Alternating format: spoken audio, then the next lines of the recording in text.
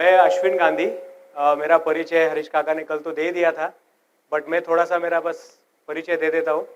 हरीश काका और हम लोग 3 जनरेशन से हरीश काका हमसे जुड़े हुए हैं और हमारा बिजनेस चालू हुआ है रिटेल का 1935 में। तो मैं 4th जनरेशन हूँ जो सेम रिटेल में आगे आया हूँ और थैंक यू। ये जो आज का सेशन है ये हरीश काका के साथ बहुत बहुत मेरा बात हुआ था और उन्होंने बहुत गाइड किया है मेरे को कि जैसे पोस्ट कोविड अचानक मतलब कोविड में डैड का ये हो गया, ही पास्ट अवे, और उसके बाद में काफ़ी सारे सिनारियोज चेंज हो गए। वो सब के मैं बात करूँगा आगे। तो उस सब सिनारियो में जो एक हम लोगों ने जो ट्रांसफॉर्म किया, जो हम लोग रेगुलर रिटेल में पहले जैसे काम करते थे और बाद में थोड़ा सा टेक्नोलॉजी, थोड़ा सा हैंड्स ऑन अप्रोच और थोड़ा सा हैंड्स ऑफ अप्रोच, मतलब अभी रिटेल के अंदर जो टीम को क्रिएट करके जो टीम से काम करवाना, हम लोग सिर्फ मॉनिटरिंग का काम कर रहे हैं अभी, वो लोग काम कर रहे हैं। मेरा काम अभी सिर्फ हरीश काका को पता है, सिर्फ परचेसिंग है। दुकान के ऑपरेशंस में ज़ीरो है, कोई नहीं, कुछ नहीं देखता हूँ मैं। तो पूरा वो एक टीम सेटअप करके लगाया हुआ है। वो सब दिखाने के पहले एक छोटा सा मैं इंट्रोडक्शन मेरा और कोहिनूर का दूंगा। तो हम लोग 1935 में स्टार्ट किए। ये एक झांकी थी जो बनाई थी।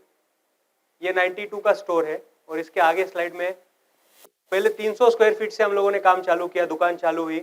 उसके बाद में 62 में फर्स्ट 2 मंजिले की इमारत हमारे गांव की बनी।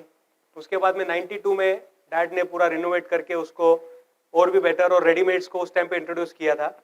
2006 में हमने 28,000 स्क्वायर फीट का एरिया कवर कर लिया था और अब रिसेंटली लास्ट इस दिसंबर में हम लोग 80,000 स्क्वायर फीट के रिटेल स्पेस पे आज नगर में है। तो द जर्नी जो 300 स्क्वायर फीट से चालू हुई थी फर्स्ट जनरेशन से आज 80,000 स्क्वायर फीट रिटेल स्पेस पे आ गई है। और यही नहीं, हम लोगों ने साथ साथ में एक मॉल भी बना दिया कि हमको एक दुकान बनाना था और साथ में बाद में सोचा कि अपना दुकान बनेगा, साथ साथ में अगर जो वेडिंग रिलेटेड चीज़ें हम लोग लेके आ जाए तो फुटफॉल का एक दूसरे को सबको मदद होएगा। तो नेक्स्ट स्लाइड में मैं आपको आज का जो मॉल है उसका करंट पिक्चर दिखाता हूँ। ये हमारा मॉल है। आज थोड़ा सा बस थोड़ा और काम बाकी है ऊपर का, बट नियरली 80% रेडी है। ये इंटीरियर है मॉल का। लेफ्ट में स्टोर का ओपनिंग है। थोड़ा सा स्टोर के 4-5 फोटोज है।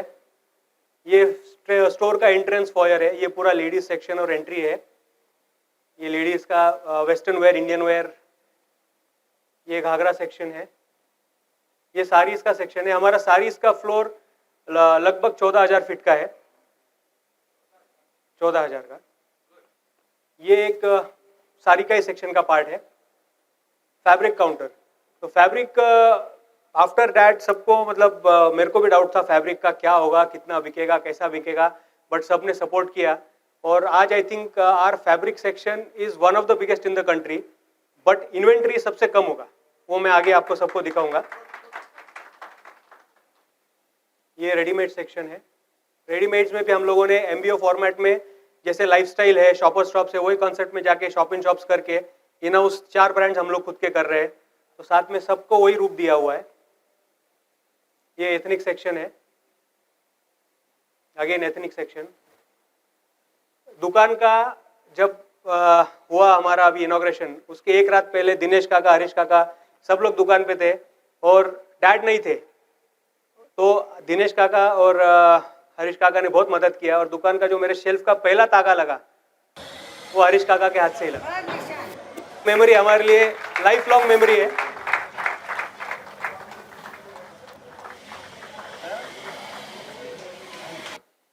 और आज ये सब पॉसिबल है इनके वजह से। आज मैं खड़ा हूँ, आज यहाँ पे बोल रहा हूँ, सब कुछ है, इनके बगैर कुछ नहीं हो सकता था। तो ये एक छोटा सा इंट्रो था, बट अब सब जो हुआ उसके पीछे जो है, जो क्यों हुआ, ये ट्रांसफॉर्मेशन हमने क्यों किया, कब किया, कैसे किया। ये कोविड का पीरियड था। कोविड के पीरियड में बहुत टफ सिचुएशन था। आप सब रिटेलर्स हो, आपको पता है क्या हुआ था रिटेल में। और दोनों टाइम कोविड बराबर मार्च में आया, दोनों टाइम लॉकडाउन बराबर मार्च में लगा। और जो हम लोगों के लिए रूरल महाराष्ट्र में हम लोगों के लिए सबसे अच्छा सीजन अप्रैल में होता है, वही टाइम पे दोनों बार कोविड आ गया। दोनों बार हम लोग स्टॉक इन्वेंट्री भर चुके थे और बाद में लॉकडाउन और फर्स्ट कोविड का जब वेव आया 2020 में, सब सेम सिनेरियो था, स्टॉक भर दिया था और कोविड आ गया और अगस्त के वेव में मतलब हम लोग तैयारी कर रहे थे। मेरा 19 अगस्त को मेरा बर्थडे होता है, मेरा 40th बर्थडे था और तैयारियाँ चल रही थी कि 40th बर्थडे सेलिब्रेट करेंगे, ऐसा करेंगे वैसा करेंगे। और अनफॉर्चुनेटली 18 अगस्त को डैड पास्ट अवे। तो उस टाइम पे कुछ समझा नहीं क्या हुआ क्या नहीं हुआ। आज कोहिनूर में पहले बार ऐसा सिनेरियो क्रिएट हो गया था कि एक ही जनरेशन का आदमी काम कर रहा है। आज 88 इयर्स का हमारा हिस्ट्री है, बट कभी भी एक बंदा या एक आदमी नहीं काम कर रहा था। हमेशा दादाजी के साथ में उनके पिताजी थे, डैड के साथ में दादाजी थे, बाद में मैं आया। एक टाइम पे 3 पीढ़ियाँ हम लोग काम करती थी। मैं 2003 में बिजनेस ज्वाइन किया और 2003 में मैंने मार्केटिंग, मेरा एक्सपर्टीज था, तो मैंने मार्केटिंग और रेडीमेड्स में मैंने टेक ओवर किया कि उस टाइम पे रेडीमेड्स नया था। यहाँ पे प्रवीण काका भी बैठे, प्रवीण काका जैन जहीन के। तो रेडीमेड के पहले 3 साल मेरे गुरु थे, मैं इनके साथ ही घूमा, इन्होंने बहुत सारी चीज़ें मेरे को सिखाई, साथ में घूमा मार्केट्स में यहाँ पे। तो रेडीमेड ने मैंने रेडीमेड टेक ओवर कर लिया। डैड पूरा फैब्रिक सेक्शन देखते थे और दादाजी पूरा सारी सेक्शन देखते थे। तो जो एक ऑर्केस्ट्रा में सिम्फनी बजता है, वैसे तीनों लोग हम हमारे फील्ड में थे, कोई किसी को इंटरफेयर नहीं करता था, जो कर रहा है उसको करने देता था। उसी का रिजल्ट था कि हम लोग फ्लरिश कर रहे थे।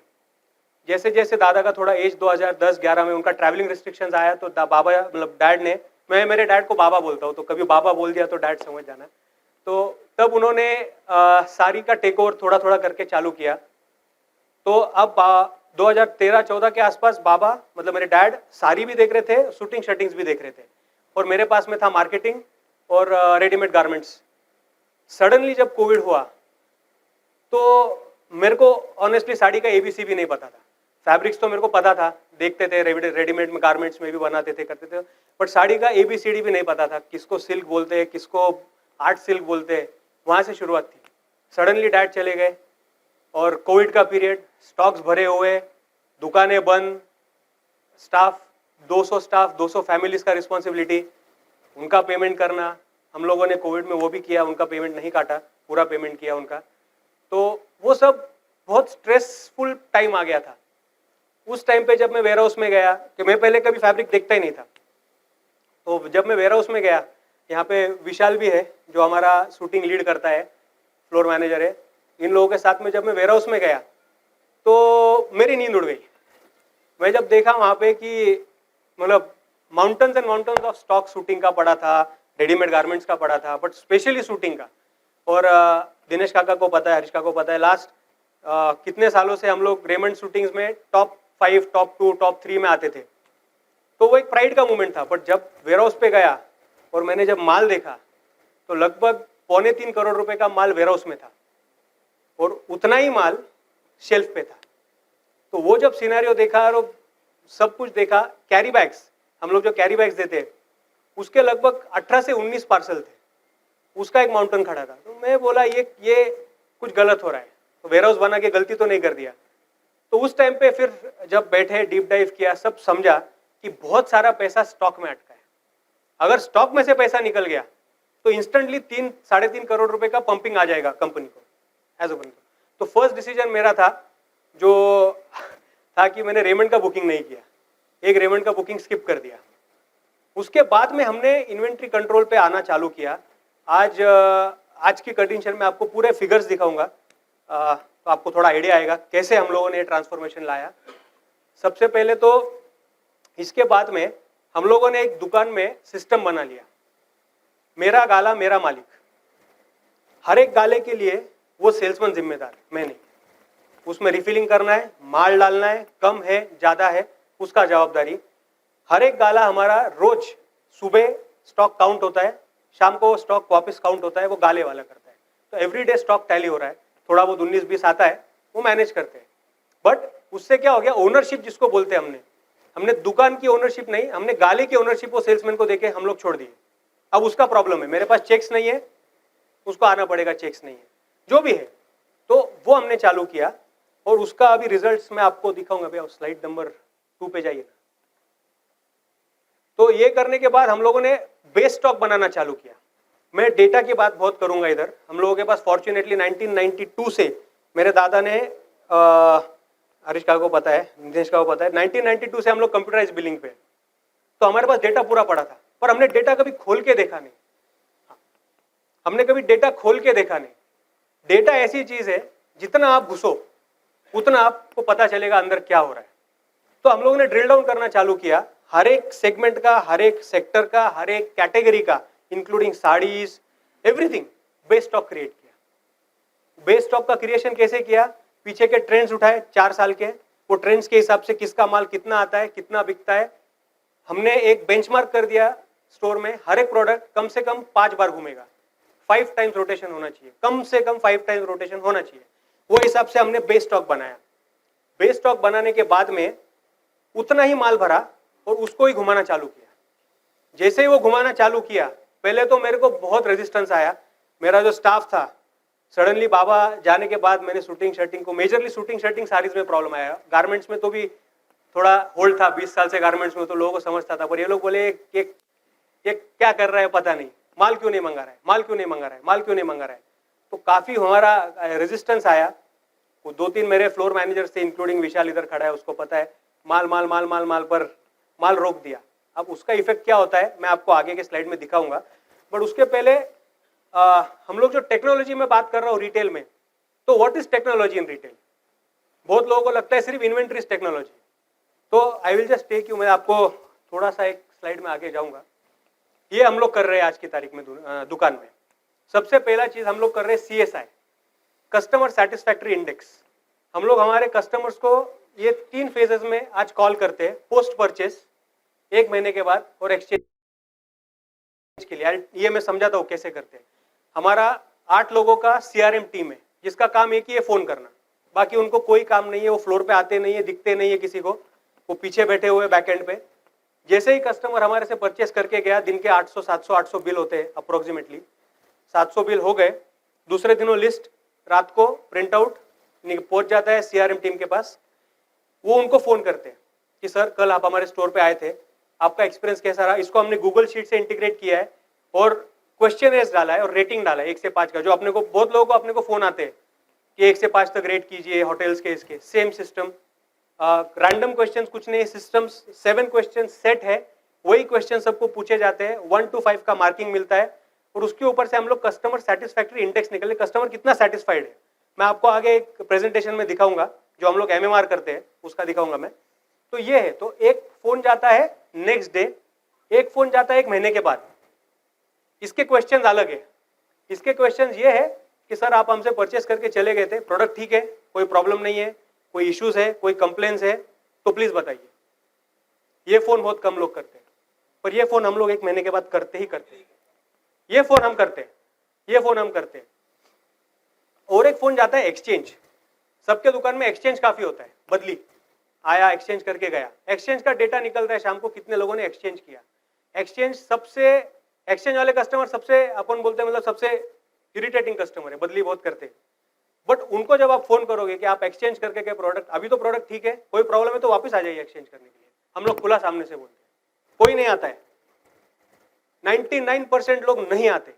बट जब हम सामने से बोलते हैं कि सर आप एक्सचेंज करके गए, आप प्रोडक्ट ठीक लग रहा है, आपको कोई प्रॉब्लम नहीं है, अभी भी कुछ होगा तो सर हम बैठे, we are just a phone call away. So ये 3 पैरामीटर्स पे हमारा कस्टमर सेटिस्फैक्ट्री इंडेक्स बनता है। वो इंडेक्स का हमारा अभी मैं आगे प्रेजेंटेशन में दिखाऊंगा, एवरेज 85 से 92% के बीच में हमारा रेटिंग आता है, which is good. Anything beyond 80 is good. 80% our customers are satisfied, we are happy. Second thing, हम लोग EAI करते हैं। What is EAI? Customer is important, who is the most second important in the organisation? Employ. So EAI stands for employ engagement index. जैसे customer satisfactory index है, वैसे हमारे जो दोस्त आज 300 लोग काम कर रहे हैं, 300 लोग खुश है या नहीं है, उनका प्रॉब्लम क्या है? Simple reason, growing people is growing sales. Paper में ऐड देके सेल नहीं बढ़ेगा, बढ़ेगा, बट उसको दुकान के आने के बाद अगर सर्विस नहीं मिली, कुछ नहीं। तो हमारा एम्प्लॉय एंगेजमेंट इंडेक्स चलता है EEI। उसके हम लोग क्या करते हैं, एवरी मंथ ये इंडेक्स चलता है। हमारे HRs है, दोनों स्टोर के अलग HRs है। HRs 1-on-1 हर एक सेल्समैन के साथ में बैठते हैं। उसका भी हमारा क्वेश्चनर पूरा सेट है, उसमें उसको पूछा जाता है उसमें एक 2-3 क्वेश्चंस मैं आपसे शेयर करता हूँ, बाकी बड़ा लिस्ट है कि does your opinion matter in the company, तुम्हारा ओपिनियन है क्या कंपनी में, तुमको कोई पूछता है क्या। सेकंड समझ लो, पूछ लिया उसको कि आर यू सेटिस्फाइड, तुमको कंपनी में ग्रोथ दिखता है क्या, तुम्हारा क्या सजेशन है कंपनी के लिए। तो ये हम ऐसे 12 क्वेश्चन, आई थिंक 11 या 12 क्वेश्चन है। ये क्वेश्चंस बाय डिफॉल्ट हर महीने हमारा एचआर बैठ के पढ़ता है। इसमें अभी आपको ऑफिस में प्रेजेंटेशन में दिखाऊंगा, तो एंगेज, सेमी एंगेज करके दिखेगा आपको। तो एंगेज मतलब 85-86% of the staff is engage, they know what the company is doing, उनको कंपनी का विजन पता होता है, उनको वीएम पता होता है उनको। अब जो मेरे जितने सेल्स मैनेजर्स है, कोई भी जीपी छोड़ के बात नहीं करता है। जीपी की बात करो, एनपी की बात करो, कितना बिका, क्या बिका, टर्नओवर कितना हुआ, किसी को कोई लेने देने। तो ये this is again awareness about what the company is wanting from you. Company is wanting GP from you, profit चाहिए मेरे को, कितना माल बेचा, ठीक है, प्रॉफिटेबल माल बेचा तो बात करो। तो वो एक एम्प्लॉय एंगेजमेंट इंडेक्स का पार्ट है, ये एक बहुत क्रिटिकल फैक्टर है। सेकंड, ऑटोबॉट, बहुत लोगों को ऑटोबॉट पता होगा, बहुत लोग यूज भी करते होंगे। बाय द वे, जो ये सब बता रहा हूं मैं यहाँ से, बहुत लोग यूज भी करते होंगे। सो जो यूज करते हैं परफेक्ट, एक्सीलेंट, बट जो नहीं यूज करते, please, I think store size doesn't matter. आपका स्टोर 300 फुट है, 400 फुट है, 500 फुट है, 5000 फुट है, 50,000 फुट के, ये सब हर एक स्टोर में अप्लाई हो सकता है, इसकी कोई भी रिस्ट्रिक्शन नहीं है। जो मल्टी चेन स्टोर्स में है वो डेफिनेटली करते होंगे, क्योंकि अगर एक से ज्यादा स्टोर चलाने तो करना ही है। सो ऑटोबॉट, ऑटोबॉट क्या है, आज हमारा एक नंबर है 9822094093। अभी भी आप कोई भी यहाँ पे वो नंबर पे एक व्हाट्सएप भेज देना, हाय, आपको रिप्लाई आएगा, current schemes, how can we help you. Current schemes में आप डालो नंबर 2, आपको जो जो स्टॉक में रनिंग स्कीम्स है अभी आपके मोबाइल में आ जाएंगे। तो दिस इज अगेन पैसिव, इसमें कोई मार्केटिंग कॉस्ट नहीं है, कुछ नहीं है। ये धीरे धीरे हम लोग इसमें लोगों को एंगेज करना चालू कर रहे हैं। जोड़ी लगाओ, ठीक है, ये मैं बताऊंगा आपको।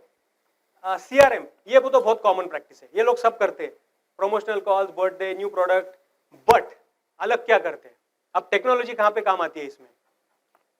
अब समझिए हरीश भाई हमारे यहाँ पे आते हैं, शॉपिंग करते हैं, he is a regular client, his entire purchase is mapped at my store. हमारे दुकान में जितना वो परचेस करते हैं साल भर में पूरा मैपिंग होता है। तो वो मैपिंग के तौर पे हम लोग देखते हैं, हमारे जो सीआरएम टीम है वो देखता है कि हरीश भाई हमेशा आते हैं और पार्क एवेन्यू का शर्ट लेके जाते हैं, साइज 40, और उनका प्रेफरेंस चेक्स है। डेटा बोलता है ना, सब कुछ है डेटा में, जितना ड्रिल डाउन करोगे उतना कम है। तो जब मेरे पास पार्क एवेन्यू का चेक्स का शर्ट आता है, उनको कॉल जाएगा, सर पार्क एवेन्यू आपका फेवरेट ब्रांड है सर, चेक्स का माल नया आया है, आप कब आ रहे हो। So this is again use of technology in CRM, personalised, आपके पर्सनल शॉपिंग ट्रेंड्स के हिसाब से वी गिव यू कॉल्स। तो ये हम लोग एक कर रहे हैं। आरएफआईडी, आरएफआईडी हमने अभी रिसेंटली चालू किया है, अभी तो फॉर्चुनेटली हार्ड टैग्स में आरएफआईडी आ गया है। अब आरएफआईडी का तो सबको यूज पता है, उसमें हम लोगों ने गारमेंट्स में लगाना चालू कर दिया है अभी। इसके सबसे ज्यादा एडवांटेजेस जो हमको मिल रहे हैं, एक तो स्टॉक टेकिंग, आपको सिर्फ आरती उतारना है, पूरा स्टॉक आपके हाथ में आ जाता है। दूसरा, शॉपिंग ट्रेंड्स। शॉपिंग ट्रेंड्स क्या है, अगर एक ये ऑरेंज कलर का शर्ट है और ये ट्रायल रूम में 10 बार जाके बाहर आ रहा है पर बिक रहा नहीं है, सो ये मेरा प्रोडक्ट हाईलाइट हो जाता है कि ये ट्रायल रूम में जाता है बट नहीं बिक रहा है। सो ट्रायल रूम के साथ उसको मैप किया है। तो ये अभी हमारा ट्रायल बेसिस पे चल रहा है, अभी ट्रायल रन चल रहा है इसका, ये भी एक हम लोग मैप कर रहे हैं। बाकी जोड़ी लगा, तो ये concept I don't know India में कौन कर रहा है, क्या कर रहा है, बट ये थोड़ा सा मैंने बनवाया है।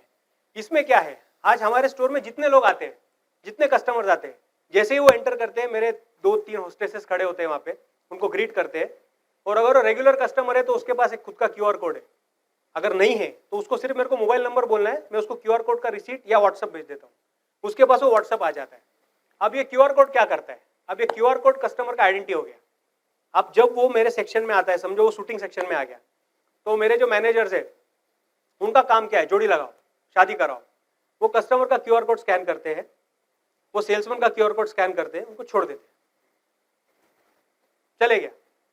अब ये हो गया। अब उसमें क्या होता है, जब वो कस्टमर और सेल्समैन का इंटरेक्शन होता है, उसने कुछ ले लिया, कर लिया, अब हो गया। अब वो कस्टमर चले जाता है सारी सेक्शन में, सारी सेक्शन में सेम चीज अप्लाई होती है। जैसे वो सारी सेक्शन में जाता है, अगेन क्यूआर कोड सेल्समैन का, क्यूआर कोड कस्टमर का, जोड़ी लगा दिया, छोड़ दिया। अब जब मल्टी डिपार्टमेंट्स में घूम के आता है, तो एंड ऑफ द डे जब हम एनालिसिस के लिए बैठते हैं, मेरे पास क्या क्या एनालिसिस आता है? एक, कौन सा कस्टमर ने कौन से डिपार्टमेंट में कितना टाइम स्पेंड किया। Second most important, conversion. अगर मैंने एक सेल्समैन के पास में 10 कस्टमर दिए तो उसने कितनों को कन्वर्ट किया, कितने उसके हाथ से वापस चले गए।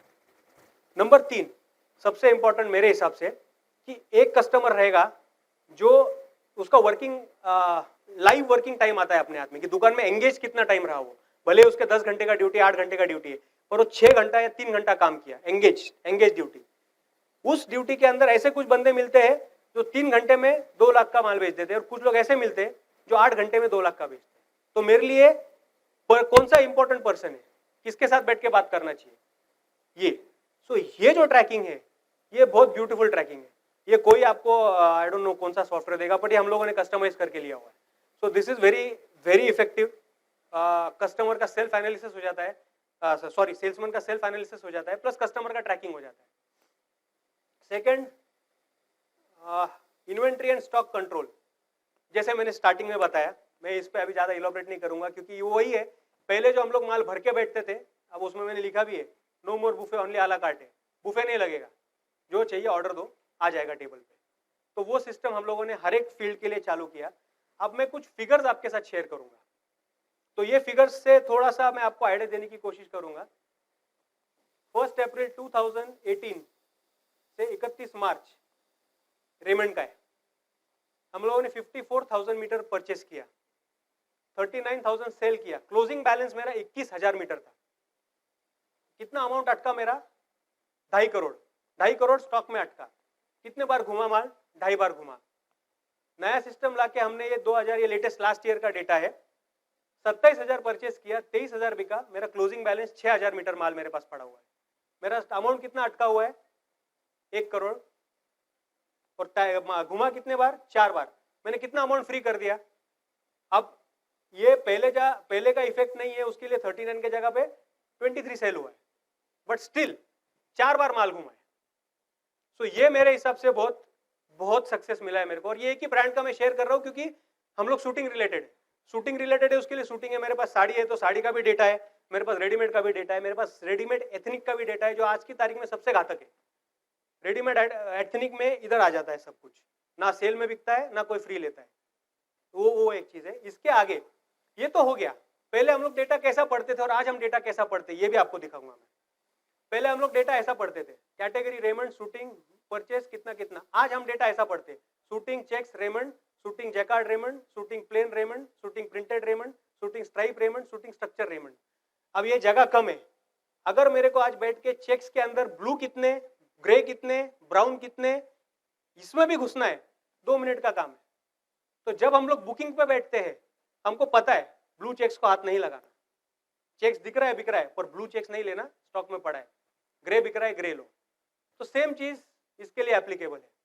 तो ये जानबूझ के मैं थोड़ा डेटा शेयर किया है आपके साथ में। ठीक है, ये अभी नहीं। सो ये एक डेटा बेसिकली जो मैं डेटा का बात कर रहा था, ये सब टेक्नोलॉजी थ्रू पॉसिबल है, only and only through technology. आज हमारे पूरे शूटिंग शर्टिंग में बारकोड है, पूरा बारकोडेड है, मैनुअल कुछ भी नहीं है उसमें। उसी की वजह से ट्रैकिंग मिलती है। जब माल खुलता है उसको वही टाइप से बारकोड में कैटेगरी, सब कैटेगरी, स्टाइल, वो सब डाल के हम लोग कलर के साथ में उसको डालते हैं। सो हमको क्लैरिटी आता है कि क्या माल है, क्या माल नहीं है, क्या माल लेना है, क्या माल नहीं लेना है। तो ये एक चीज था। अब आगे का एक स्लाइड में आपको दिखाऊंगा। एक मिनट, किसी को कुछ क्वेश्चंस है या बाद में? तो अब हम लोग जो करते हैं, जैसे मैंने बताया कि अभी सिर्फ ऑपरेशंस में हम लोग ध्यान नहीं देते। हम लोग का पूरा टीम क्रिएट करके रखा हुआ है, जो अपने अंडर एक काम करता है। हर एक का रिस्पॉन्सिबिलिटी, रोल्स और रिस्पॉन्सिबिलिटी दिया हुआ है, KPI, KRA, सबको अपना काम पता है, क्या करना है, क्या नहीं करता है। हर एक आदमी का आज हमारे दुकान में, हर एक आदमी का आज 300 लोग काम कर रहे हैं, सबका डिजिटल चेकलिस्ट है। कुछ भी पेपर पे नहीं होता है, बाय द वे, सब डिजिटल है। सबका डिजिटल चेकलिस्ट है। मेरा चेकलिस्ट दिन भर में कितना काम है मेरे को टिक करना है। अनपढ़ है तो भी आज मोबाइल सबको आता है, सबके मोबाइल में चेकलिस्ट डाल दिया है। दुकान में टैब रखा हुआ है, मोबाइल डिपॉजिट के बाद टैब से होता है, तो उसको उसका चेकलिस्ट मैप करना है। अब आगे का स्लाइड में आपको दिखाऊंगा, इसको हम लोग MMR बोलते हैं, और इसका एक WMR भी होता है। WMR is weekly management review, जिसमें हम लोग हर मंडे ये रिव्यू लेते हैं। और एक होता है एमएमआर जो हम मंथ में एक बार लेते हैं। एमएमआर बड़ा चलता है, एमएमआर लगभग 1-1.5 घंटे का चलता है। आज सुबह भी जब मैं नहीं था बुकिंग में 1.5 घंटे के लिए, तो 1.5-2 घंटे के लिए आज एमएमआर ही चला हमारा। एमएमआर में हम लोग को पूरा महीने का क्या था क्या नहीं हुआ, जैसे कोई एक कंपनी का जैसे एक बोर्ड मीटिंग टाइप होता है, वैसा हमारा जितने क्लोज मैनेजर्स है, हमारे जो मेन डिसीजन मेकर्स है, वो सब लोग उस पर बोर्ड पे आते हैं। सो हमारा एक बाय द वे हमारा एक एमडीओ सेटअप है।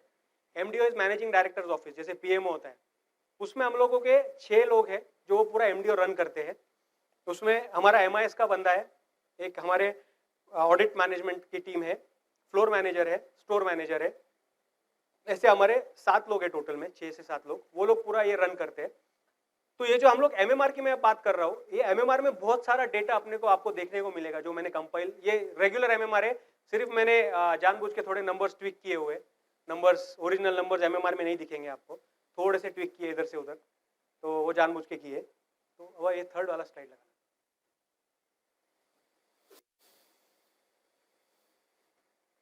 ये MMR by the way store manager बनाता है, ये मैं नहीं बनाता हूँ।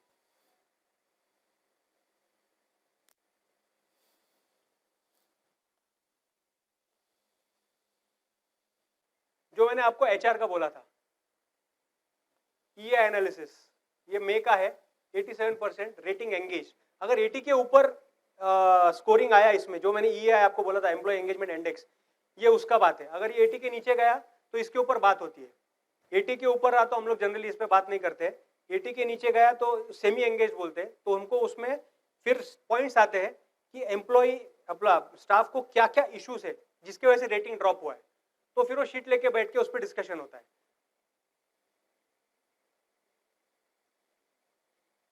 ये ऑब्वियसली ये सब करते हैं, इसमें कुछ नया नहीं है। हम लोग सेल कंपैरिजन करते हैं मंथ ऑन मंथ, ड्रॉप हुआ ऊपर गया, ये पूरा सेल है। अगेन हम लोग ड्रिल डाउन करते हैं इसको, एवीपी, एएसपी, एबीएस, ये 3 चीजें हमारी बहुत इंपॉर्टेंट है। Average billing value, average sales price, average basket size.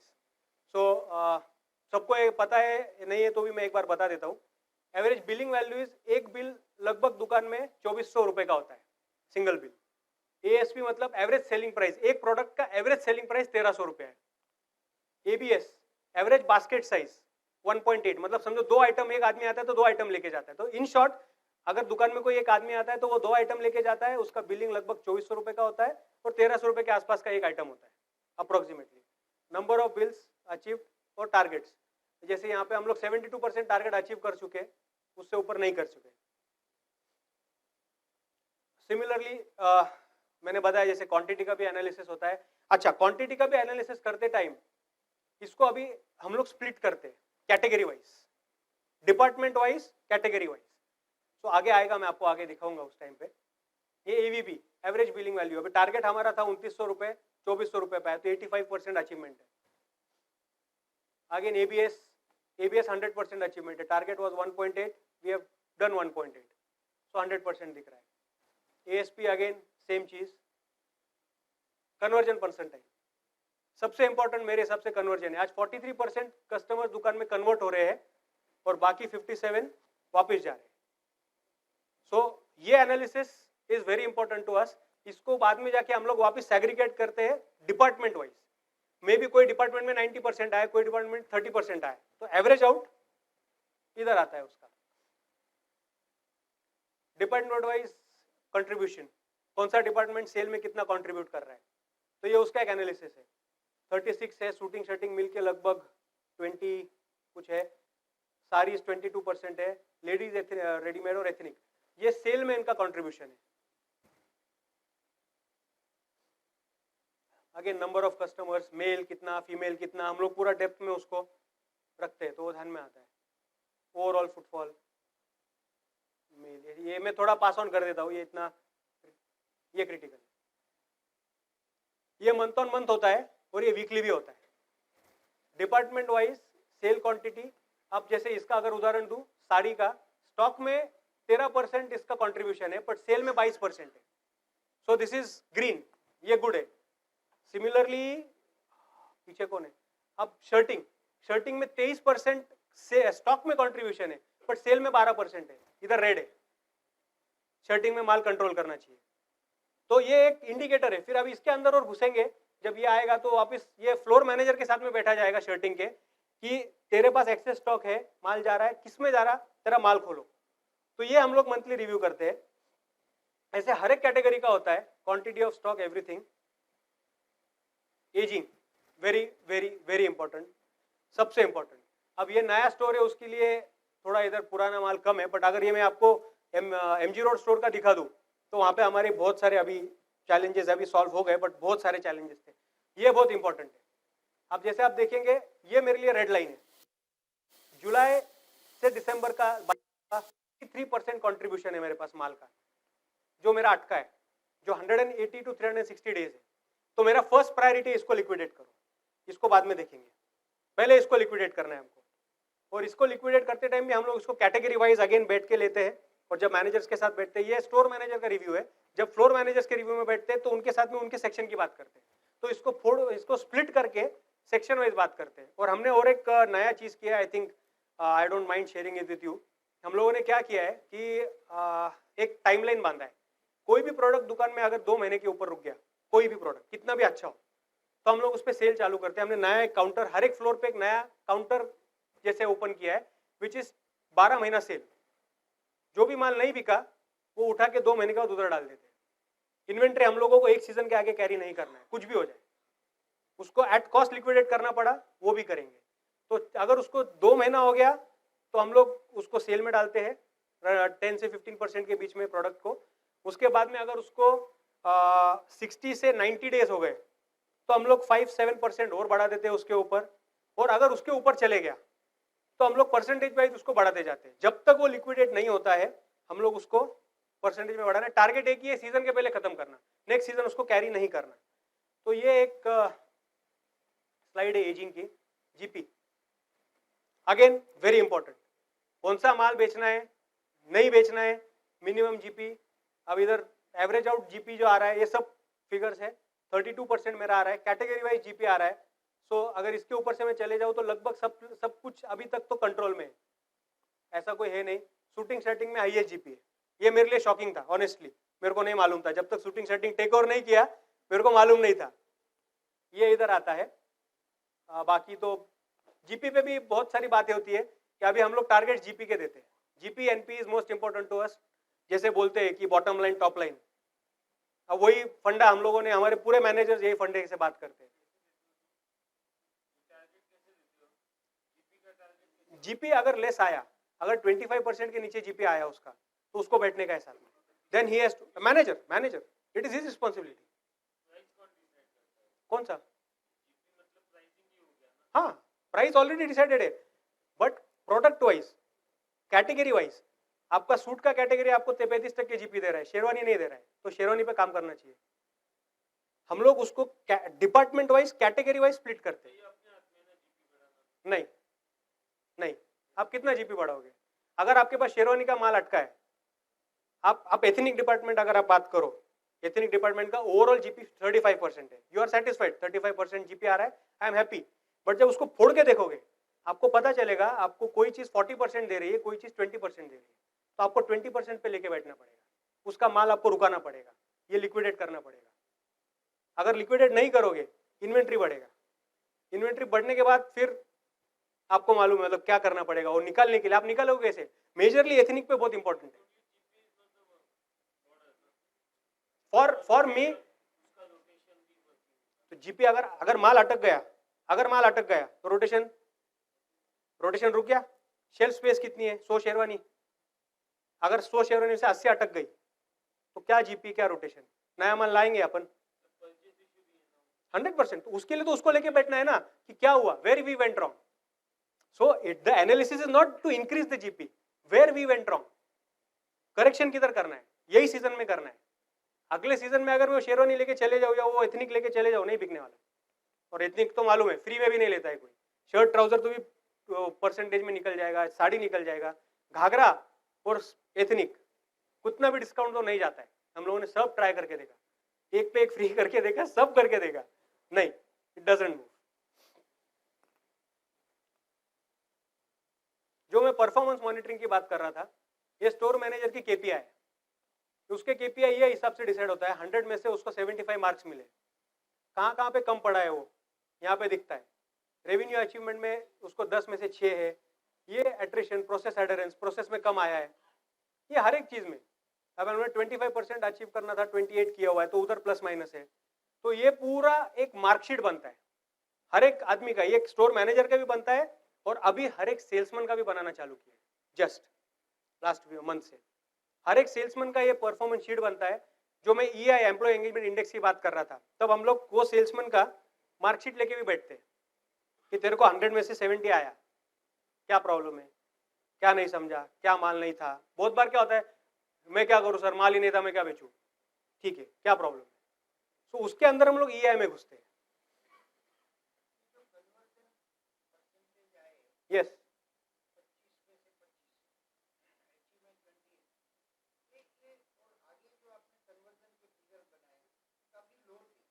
ये मैंने चेंज किए फिगर्स, ये मैंने फिगर सब चेंज किया। ये रेफरेंस इमेजेस है, ये रेफरेंस फिगर्स है, ये PPT में सब फिगर चेंज किए मैंने, एक्चुअल फिगर्स नहीं डाले, ओनली फॉर द सिस्टम। ये फिगर्स पे कोई चाहिए मत आप, ये ओनली प्रेजेंटेशन पर्पस फिगर्स है। ये फिगर्स मैनिपुलेट किए मैंने, सेम एक्चुअल फिगर्स मैंने इधर नहीं डाले।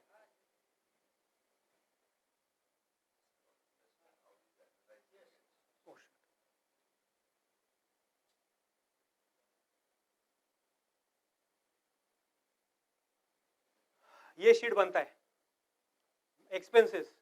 अब GP इधर से कंट्रोल होता है। ये एक शीट है, इसमें परसेंटेज वाइज कितना कितना एक्सपेंसेस में किसका कितना कंट्रीब्यूशन है, ये इंपॉर्टेंट है। हमने कॉस्ट कंट्रोल शीट बनाया है जो अनफॉर्चुनेटली मैं ला नहीं सका, बट सेम चीज होता है। इसमें सिर्फ क्या होता है, अप्रैल मई जून और आज का जुलाई आएगा, तो हम लोग एक उसका बेस बना के रखते हैं। फिगर सगळे मैनिपुलेटेड है, फिगर एक भी सही नहीं है, कुछ भी बराबर नहीं। ये सिर्फ ये फिगर्स मेरे नहीं है बाय द वे, वापस एक बार। हाँ, हेड देखो, सबके एक्सपेंसेस हेड बदल सकते, मैं कॉन्सेप्ट समझा रहा हूँ। Figures are not important, figures are completely manipulated, but क्या करना चाहिए हमको, all mix and match, all mix and match, सब मैनिपुलेटेड है। सो किसके लिए आइडियल क्या है, वो हर एक के लिए आइडियल अलग रहता है, सबके अलग रहते हैं। तो उसके लिए कोई उसका थंब रूल नहीं है, बट कॉस्ट मैनेज करना सबके लिए थंब रूल होना चाहिए कि कंपनी एक्सपेंसेस, छोटे छोटे एक्सपेंसेस है, हम लोग मॉनिटर करके आपको, मतलब जस्ट एक एग्जांपल शेयर करता हूँ। हम लोगों ने जब बाहर से चाय लाते थे स्टाफ के लिए, तो हमको 5 रुपए में एक चाय पड़ता है, आज भी नगर में 5 रुपए का एक पड़ता है हमको। तो हमने बीच में खुद ने बनाना चालू किया था।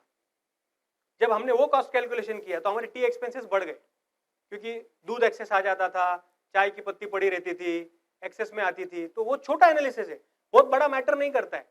पूरे मंथ में वो हार्डली 5 से 10 हजार रुपए का फर्क पड़ता है। बट अगर ऐसे आप 10 आइटम भी ढूंढ लो और उसको ईयर में कैलकुलेट कर लो, तो आप 2-3 लाख रुपए तो बचा लोगे स्ट्रेट ऑफ। सो इतना फोकस करके कॉस्ट कंट्रोल शीट की मैं बात कर रहा था। तो ये एक मंथ के एक्सपेंसेस है। Store manager cost control sheet भी बनाता है, जिसके अंदर लास्ट 3 महीने का कॉस्ट आता है। हम लोग एक उसका क्या बोलते हैं उसको, एवरेज आउट कर देते हैं कि इसके ऊपर नहीं जाना चाहिए। समझो, to give an example, light bill मेरा 100 रुपए आता है, कभी 80 आता है, कभी 90 आता है, कभी 100 आता है, तो उसका एवरेज हमने समझो 90 कर दिया। तो 90 के ऊपर नहीं जाना चाहिए। अगर किसी दिन 100 रुपए हो गया तो उस मंथ में वो रेड में आएगा कि इस मंथ ये ज्यादा चले गए, तो ये क्यों गया, फिर उस पर स्क्रूटनी चालू होती है। जो ऑडिटिंग हम लोग करते हैं, ऑडिट प्रोसेस जो होता है, जो जो रेड दिखता है उस पर ऑडिट होता है। ये चाय का ऑडिट ऐसे ही हुआ, चाय के एक्सपेंस क्यों बढ़ गए।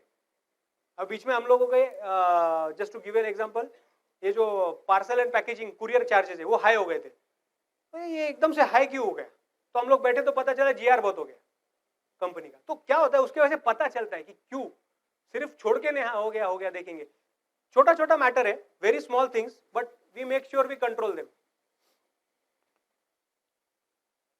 ये पूरे कंपनी का है। कस्टमर फीडबैक, ये मंथली फीडबैक का जो मैं CSI इंडेक्स स्कोर की बात कर रहा था, सो ये हिसाब से स्कोर वेरी होते हैं, 91, 91, 92, 93। इस महीने ड्रॉप हुआ, सो ये हम लोग मॉनिटर करते रहते हैं। कॉलिंग, सो ये फीडबैक कॉल है जो मैंने आपको बताया कि कैसा रहा, यू हैड कम डाउन, उसका भी परसेंटेज बहुत लोग फोन नहीं उठाते, बहुत लोग फोन नहीं उठाते, तो उसके लिए ड्रॉप भी होता है। बट अगर फोन नहीं उठाते तो हम लोग ज्यादा लोगों को फोन करने की कोशिश करते हैं टारगेट अचीव करने के लिए, पिछला बैकलॉग भी निकाल के फोन करते हैं। ये again old customers, so there are two, हम लोग दो टाइप के कस्टमर को फोन करते हैं, old and new, NBR CRR, तो new business development and customer relationship. तो ओल्ड कस्टमर्स को कॉल करते हैं, ओल्ड कस्टमर्स फोन उठाते हैं, आप मार्क करो, ये ओल्ड है, किधर गया ये नहीं, हाँ इधर 36% लोगों ने फोन उठाए, ओल्ड कस्टमर में 75% लोगों ने कॉल उठाए।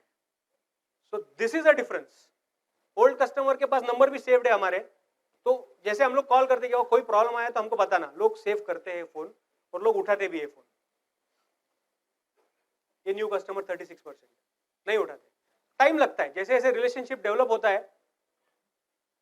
एक्सचेंज, जो मैं आपके बात कर रहा था कि एक्सचेंज के बाद हम फोन लगाते हैं, 37% अचीवमेंट है।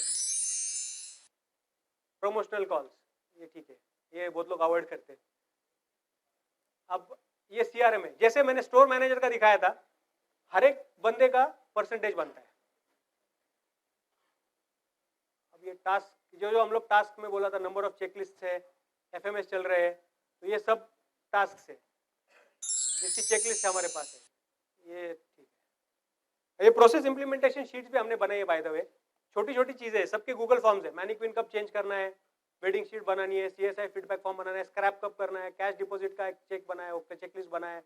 Manager has to visit the warehouse every day, the manager has to visit the warehouse thrice, 3 बार जाना ही है, हमारा वेयर हाउस फॉर्चुनेटली ऊपर ही है, तो 3 बार तो हर एक को जाना ही है। तो ऐसे हम लोग ने कुछ बना के रखे हुए। ऑपरेशंस, ये हर एक का चेकलिस्ट का स्कोर, कौन कितनी फॉलो कर रहा है, जो मैंने चेकलिस्ट अभी आपसे डिस्कस की। परफॉर्मेंस, अगेन जो हमारे टीम है, कोर टीम है, ये उनका सबका परफॉर्मेंस है। सो दिस इज अबाउट, जो मैं आपको टेक्नोलॉजी का बोल रहा था कि यूज, तो ये जो टेक्नोलॉजी का है, ये हम इतना यूज आज की तारीख में कर रहे हैं, इसमें और हम लोग एड ऑन चीजें करने वाले हैं बहुत अभी, तो वो अभी आज की मीटिंग में 2-3 पॉइंट्स हो रहा है।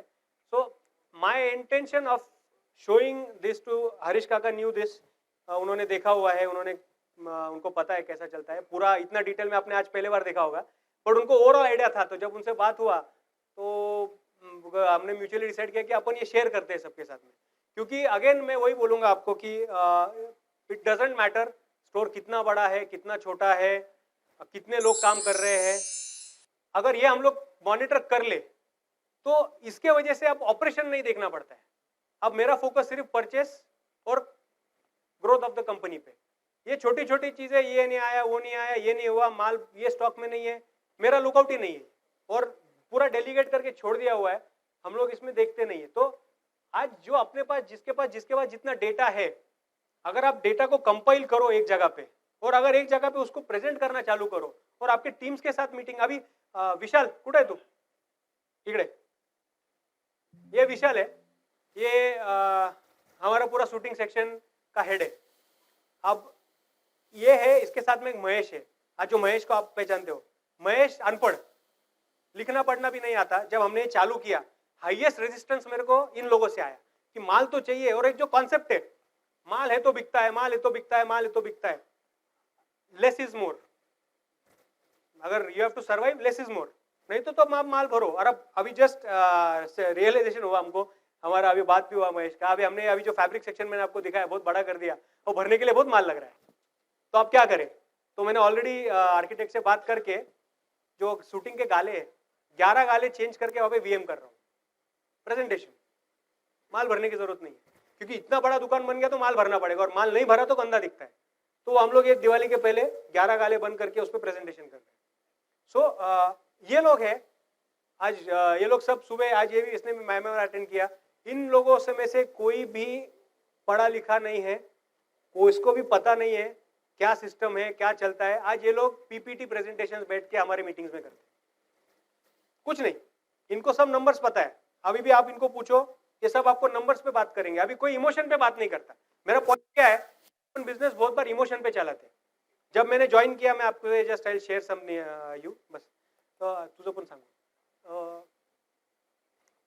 जब मैंने बिजनेस डैड से टेक ओवर किया, थोड़ा सा फर्क था, मैं ज्यादा इमोशनल नहीं हूँ, डैड भयंकर इमोशनल थे मेरे। तो क्या होता था मेरे को, जब मैंने ये इन्वेंट्री मेनली शूटिंग शर्टिंग्स पे डाला, आज शर्टिंग सेक्शन में लगभग 25 पार्टी है हमारे पास, 25 पार्टी से काम होता है। तो मेरे को समझ नहीं रहा था कि एक ही प्रोडक्ट इससे भी आता है, इससे भी आता है, इससे भी आता है, ये क्यों आता है।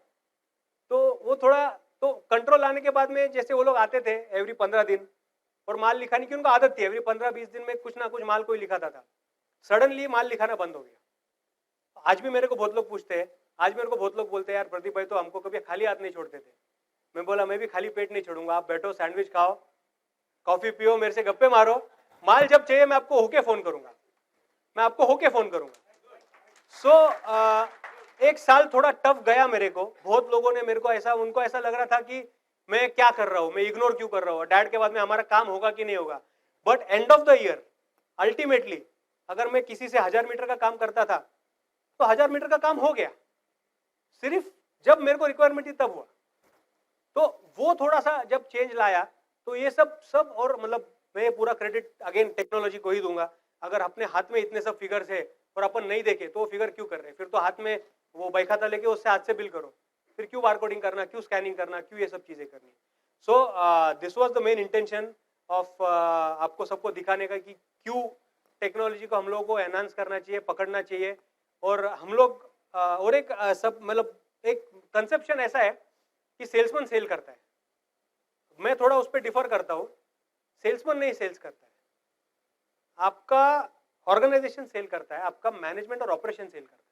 सेल्समैन सिर्फ खड़ा रहता है, अगर उसके पीछे माल नहीं रहा जो उसको चाहिए तो वो कुछ नहीं कर सकेगा, एक लिमिट तक बेचेगा, उसके आगे नहीं बेचेगा। तो ऑपरेशन अगर आपके स्ट्रांग है तो आपका सेल्समैन बेचेगा। अब हम लोग और 2-3 नई कॉन्सेप्ट लाएंगे, वो अभी हरीश काका से बात करनी है। बट ये एक स्लाइड नंबर 2 लगाना ना, स्लाइड नंबर 2 एक थोड़े से 2-3 थॉट्स है जो मैं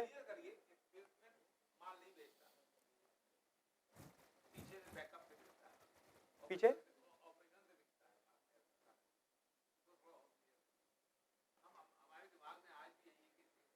नहीं सर, सेल्समैन माल बेचेगा अगर आपका परचेस और आपका गाले में माल रहा तो बेच सकेगा। Customers have changed. आज कस्टमर्स को मैं रूरल में देख रहा हूँ, हमारा पहला एमजी रोड का स्टोर और ये स्टोर है, दोनों में जमीन आसमान का फर्क है। यहाँ पे कस्टमर सेल्फ ब्राउज करता है। अगर आपका डिस्प्ले, प्रेजेंटेशन और वीएम अच्छा रहा, मैं आपको एग्जांपल देता हूँ, पहले हमको 2 साड़ी बेचने के लिए हमारे एमजी रोड स्टोर पे 50 साड़ी दिखानी पड़ती थी, यहाँ पे 25 दिखानी पड़ती है। माल वही है, नाम वही है, प्रेजेंटेशन, वीएम और सिलेक्शन मैटर्स। आप जैसे मैंने बोला लेस इज मोर, अगर कम है अच्छा है तो बिकेगा। हम लोग क्या करते हैं, कस्टमर को ज्यादा दिखाने के चक्कर में कंफ्यूज करते हैं, होता है कंफ्यूज। अब मतलब मैं ऑनेस्टली देखा हूं, होता है कंफ्यूज। उससे अच्छा मतलब मैं डैड से सीखा हूं, डैड क्या करते थे, बहुत उनके पहचान के आते थे, 4 डालते थे, लेके जा, वही तो हुआ, less is more. So that is the ownership that the salesman has to take. उसको पता चलता है, जैसे मैंने आपको ट्रैकिंग बताया क्यूआर कोड का, अगर मैंने कोई कस्टमर को साथ में सेल्समैन को साथ में लेके बैठ गया और उसको बोला कि भाई तू 8 घंटे दिखा रहा है, उसमें तू 2 लाख का सेल कर रहा है, ये बंदा 3 घंटे में उतना कर रहा है, तो तू 8 घंटा क्यों कर रहा है, कहाँ पे गलत हो रहा है, तू ज्यादा दिखा रहा है क्या, उतना जरूरत है क्या। तो जब ये रिवर, अच्छा और एक चीज मैं बोलना भूल गया, ये हम लोग कब कब करते, कोचिंग करते हैं हम लोग, इसमें पीपीटी में नहीं आया, हम लोग रोज सुबह कोचिंग करते हैं। सबसे इंपॉर्टेंट हम लोगों का एक सेल्समैन, विशाल किधर, हाँ विशाल बोल सकते इस पे, सेल्समैन, मैनेजर, 2 सेल्समैन और मैनेजर, एवरी डे मॉर्निंग में आधे घंटे का कोचिंग होता है अभी हरीश का लास्ट 2 महीने से। ये रिसेंटली चालू हुआ है क्योंकि हमारे पास काम नहीं था, आराम से बैठे थे सुबह सब लोग, कुछ काम नहीं था तो हमने कोचिंग के पीछे लगा दिया। अब एचआर कोचिंग भी मैप करता है। तो कोचिंग में क्या होता है, मैनेजर जो है वो डायरी लेके खड़ा होता है, observer, manager is the observer, salesman और कस्टमर हम लोग रोल प्ले करते हैं, हर एक बंदा रोल प्ले करता है। उसमें अगर कोई चीज, अगर उसमें चैलेंजिंग सिचुएशंस कैसे आता है, हम लोग उस पर काम कर रहे हैं, हम लोग एफएक्यू बना रहे हैं, frequently asked questions bye customers, उस पर हम लोग अभी काम चालू किया हरीश का, तो हम लोग वो बनाना चालू किए। क्या होता है, मेरे गाले में मेरे को ब्लैक शर्ट चाहिए, ब्लैक नहीं है, अब क्या, अब कस्टमर को आदमी रिस्पॉन्स क्या देगा, मेरे को अगर मैं आया एज अ कस्टमर, मेरे को ब्लैक शर्ट चाहिए, मेरे पास ब्लैक शर्ट गाले में नहीं है, I should have answer because I know मेरे पास ब्लैक शर्ट नहीं है। उसके सामने क्या होगा, मैं अलग आंसर दूंगा, फिर वो मैनेजर के पास जाएगा, यार मैं आया था, मैं ब्लैक शर्ट ही नहीं है, वो अलग आंसर देगा, कस्टमर को समझेगा ही नहीं। तो ये जो हम लोग कोचिंग कर रहे हैं उसमें ये रियल लाइफ सिनेरियोज एनहांस कर रहे हैं, एनैक्ट कर रहे हैं कि मैं आ गया, आज जो टॉप सेल्समैन है वो सेल्समैन खड़ा होता है और दूसरा टॉप सेल्समैन उसके साथ साथ में बगल में खड़ा होता है कस्टमर बन के, तो उसमें जो हमको क्वेश्चंस आते हैं वो हम लोग नोट डाउन करते हैं, उससे एफएक्यू भी बनता है और कस्टमर क्लियर भी होता है कि ये अगर रीजन अपने को ये देना है तो इसने जो रीजन दिया है अच्छा है, सब यही रीजन देना। तो ये जो आप मेरे को अभी पूछे थे operation, this is operation, this is the operation. If the salesman is engaged, if he knows what is happening, अगर सब लोग एक ही उत्तर देंगे तो फिर माल बिकेगा। उसको मतलब मैं हमेशा बोलता हूँ, selling ice to an Eskimo, you are not a good salesman. मतलब अगर एस्किमो है, वो एस्किमो रहता है ठंडी जगह पे, उसको मैंने बर्फ बेची तो मैं अच्छा सेल्समैन हूँ, नहीं सर, नेक्स्ट टाइम आपके पास नहीं आएगा, नहीं आएगा। मतलब मैंने पर्सनली किया हुआ है, पूना में मेरा स्टोर है, हम लोग कोरा फ्रेंचाइजी हम लोगों का, मैं जब खड़ा होता था वहां पे वही बोला हुआ है कि अपने पास कोई कस्टमर आए और वो बोले कि मेरे को 10,000 में शेरवानी चाहिए, बोल दो नहीं है, उसको 4 दुकानों के नाम बोल दो, सर इधर जाइए, और अगर आपके पास कॉन्टैक्ट होगा तो कॉन्टैक्ट भी दो, उधर जाके आदमी को कॉन्टैक्ट करो, कोई प्रॉब्लम नहीं। So next time when the customer wants something he will call you, not anyone else, and we have experience this in Poona beautifully, बहुत अच्छे से। हमारे पास नहीं है, हमारे पास पूना कोरा में 25,000 के ऊपर ही शेरवानी चालू होता है नहीं, लोग आते हैं 15 का चाहिए, सर हमारे पास नहीं, एक काम करो बाजू में 2-3 दुकानें आप जाओ, आप वहां पे मिल जाएगा, आपको 100% मिलेगा, गाइड कर दिया। मेरा लॉस क्या हुआ, वैसे भी मेरे पास नहीं था, उसको भेज दिया, उसको मैं अगर बकरा बनाऊं, काटू और 25 तक लेके जाऊं, सर एक बार आएगा, वापस नहीं आएगा। एंड पुणे में हमको उसका रिस्पॉन्स ब्रिलियंट मिला है, रिश्का का ये चीज का बहुत अच्छा मिला है, हम लोग भेज देते कस्टमर को, नाम लेके भेजते, आया हुआ है, नहीं करना पड़ेगा सर, हमने किया हुआ है। सो दिस इज कोचिंग से आएगा। सो दिस इज ऑर्गन, जो मैं आपसे बात कर रहा था, दिस इज व्हाट आई मेंट। तो बाकी तो एक सिर्फ जो मेरे फेवरेट कोट्स है, हरीश काका, दिनेश काका मेरे ऑफिस में आए तो मैंने कुछ कोट्स लगा के रखे हुए जो मेरे को इंस्पायर करते हैं, मैं वो कोट्स थोड़े से 4-5 ही लाए हो आपसे शेयर करने के लिए। What you measure will get done, what you don't measure will never get done। अगर कोई चीज आप मेजर करो डेटा के साथ में तो ही वो चीज का आपको सोल्यूशन मिलेगा। दूसरा, shift the business from business running us to us running the business. Simple, मेरे को घूमने को जाने का नहीं यार, दुकान में बहुत गर्दी है, मैं नहीं जा सकता, तो बिजनेस मेरे को चला रहा है, मैं थोड़ी ये कर रहा हूँ, नहीं यार इधर नहीं जा सकते, आज बहुत गर्दी है दुकान में, तो क्या है, तो वही है। Secondly, we don't want customer, we want fans. ये मेरे हर एक आदमी को मालूम है, कस्टमर नहीं चाहिए, फैन चाहिए, फैन चाहिए। MS धोनी कोई भी टीम में चले जाए, चेन्नई सुपर किंग्स ही याद रहता है, तो फैन फॉलोइंग चाहिए, कस्टमर नहीं चाहिए अपने को। दूसरा जो तो मैंने बताया आपको, less choice more sales, always have discussion on solution not the problem. हम लोगों का कोर रूल है दुकान के अंदर और घर के अंदर भी, अभी अप्लाई कर दिया, सोल्यूशन पे बात करो, प्रॉब्लम पे बात मत करो। प्रॉब्लम पे 2-3 घंटा बात कर सकते हैं, सोल्यूशन पे 2 मिनट में आपको सोल्यूशन मिलेगा, अगर सोल्यूशन पे फोकस्ड रह के बात किया तो। Again this is very important, if we are able to do things other people don't do, we will do things those people can not do. ये मैं एक्सपीरियंस कर रहा हूँ, मेरे साथ बहुत लोग हैं मेरे एज के जो हमारे रिटेल लाइन में है, बट जो चीज वो नहीं कर सकते मैं वो कर सकता हूँ आज, क्योंकि मैं वो कर रहा हूँ जो वो नहीं कर रहे। और सिंपल लैंग्वेज में बोलूँ, मैं टेक्नोलॉजी का फुल ऑन यूटिलाइज कर रहा हूँ। उसके लिए आज मेरे को दुकान के ऑपरेशन से, अगर मेरा फोन भी आज आप देख लो, मेरे को दुकान से 1 या 2 फोन आएंगे, फोन ही नहीं आते ही नहीं फोन। इसका ये मतलब नहीं मेरा दुकान में ध्यान नहीं, इसका ये मतलब है जब आग लगेगी तभी मेरे को फोन आएगा, जो डेलीगेट करके वहां पे मैनेज हो जाएगा। और बहुत बार अपने से अच्छा डेलीगेशन, अपने से अच्छा डिसीजन अपना स्टाफ लेता है, हम नहीं लेते, हम नहीं ले सकते, हम इमोशनल फाइनेंशियल में उठ जाते हैं, स्टाफ उतना नहीं घुस सकता है। और सेकेंडली, मैं जो बोल रहा था, चलो ठीक है, revenue is vanity, profit is sanity. मेरे को टर्नओवर से कोई लेना देना नहीं, मेरा टर्नओवर आज समझो 50 करोड़ है, वो 100 हो गया, वेरी गुड, घर में कितना लाया बोलो, 100 करोड़ 40 करोड़ आया टर्नओवर, नो प्रॉब्लम, घर में ज्यादा आया, डन, किसको दिखाना है, मेरे को कोई इंटरेस्ट नहीं, मेरे को प्रॉफिट चाहिए, ultimately you want profit. So our entire focus is run across these things, ये हम लोग फॉलो करते हैं। और भी कोट्स है बहुत सारे, बट अभी मैं इतना टाइम नहीं लूंगा, मेरे को टाइम मालूम नहीं कितना हो गया, मैं बोलते ही जा रहा हूँ, बट यस। सो और मतलब अगेन इसमें बहुत लोगों का मेरे को सपोर्ट है, अकेले का काम नहीं है, मेरा टीम, मेरे टीम के सिवा, मतलब हम लोग कभी भी कोहिनूर का स्टाफ को स्टाफ नहीं बोलते, हम लोग कोहिनूर परिवार बोलते हैं। हमारा व्हाट्सएप ग्रुप भी है, हमारे पूरे स्टाफ के पास मेरा नंबर है। कभी भी मेरे को रात को कभी कभी 12-1 बजे फोन करते हैं, ये प्रॉब्लम है। I am always, even if they have 2 HR, 2 HR खड़े, बट उनको अल्टीमेट मालूम है कि कुछ नहीं हुआ तो मेरा अप्रोच है। तो आज वो इमोशंस पे काम करते हैं हम लोग, और अभी हम लोग कुछ कुछ चीजें कर भी रहे हैं स्टाफ के लिए, जो EI के थ्रू है, और जो मैं अभी अनफॉर्चुनेटली डिस्क्लोज नहीं कर सकता हूँ, बट बहुत सारी चीजें हैं जो हम स्टाफ वेलफेयर के लिए कर रहे हैं। एक दो चीजें मैं बता सकता हूँ, डेफिनेटली 2 चीजें बता सकता हूँ। एक बहुत इंपॉर्टेंट बाबा मेरे डैड ने चालू किया था, कन्यादान योजना। तो हमारे पास जितने स्टाफ है उन सबके पहले लड़की की शादी में हमारे स्टोर से एक 20,000 रुपए का चेक जाता है, बाय डिफॉल्ट जाता है। तो वो एक बाबा ने चालू किया, मेरा कुछ उसमें है नहीं, बट ये एक चीज है। दूसरा, हम लोग जो करते हैं, हम लोग हमारे स्टाफ के लिए मेडिकल फैसिलिटीज प्रोवाइड करते हैं, जो बेसिक आपकी मेडिकल फैसिलिटीज रहती है, मतलब जो क्या बोलते हैं जनरल फिजिशियन वाली, सर्दी बुखार बेसिक चीजें, उसका consultation and medication both is sponsored by us.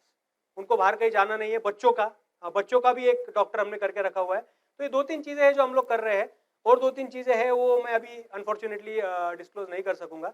But again, मतलब my strength is my staff, my family and Dinesh काका है, हरीश काका, इन लोगों ने बहुत सपोर्ट किया मेरे को, बाबा के बाद में, डैड के बाद में।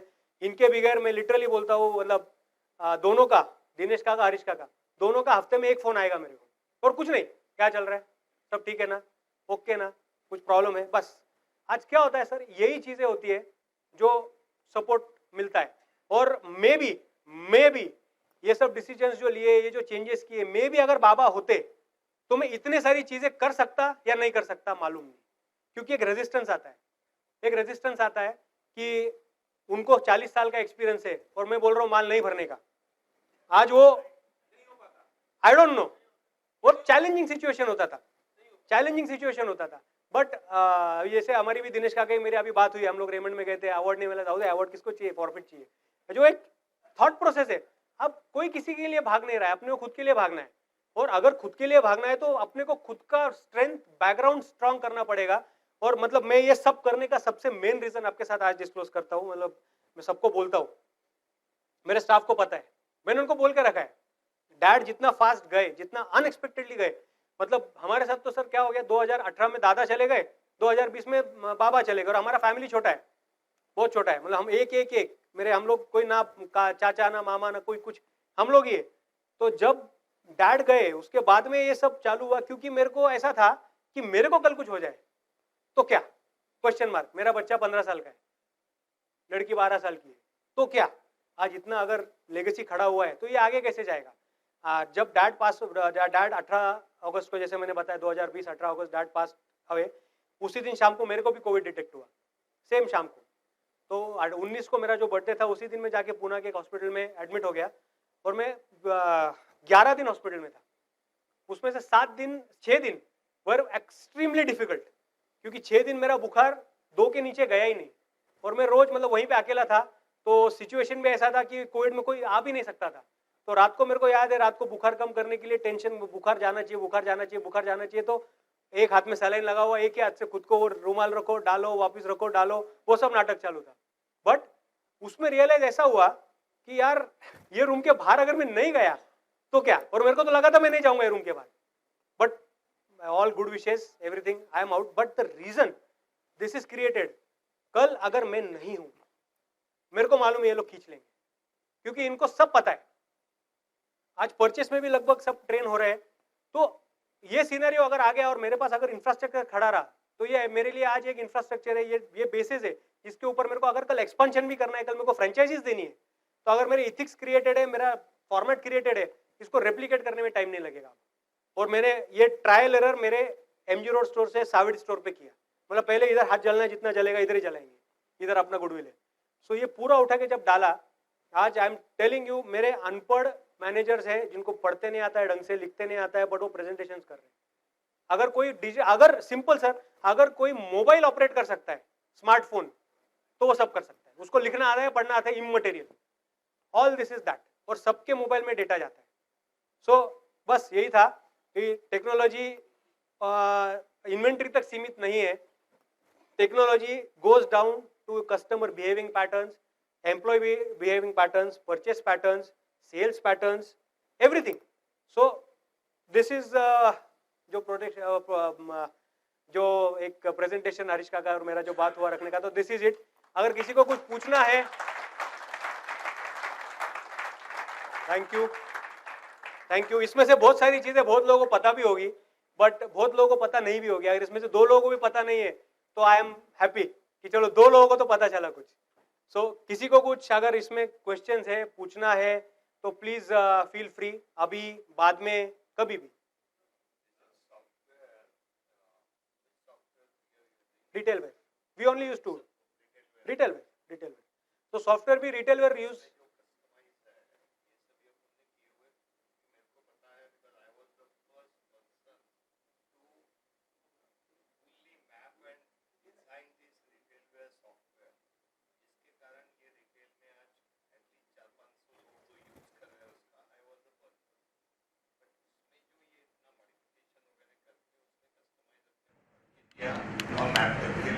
ये पूरा अपने MIS का था.